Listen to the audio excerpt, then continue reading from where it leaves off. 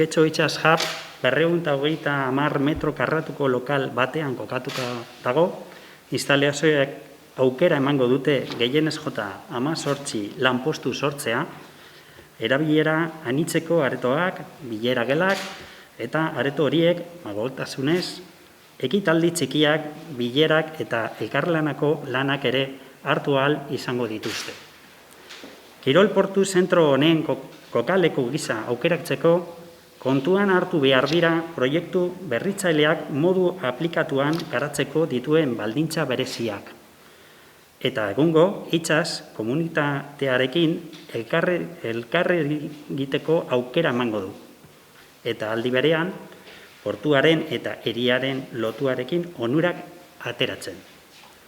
Abian jartzeko udalak 300.000 euroko inbertsioa egingo du eta urteko funtzionamendu gastuak 25.000 ingurukoak izatea aurreikusten da.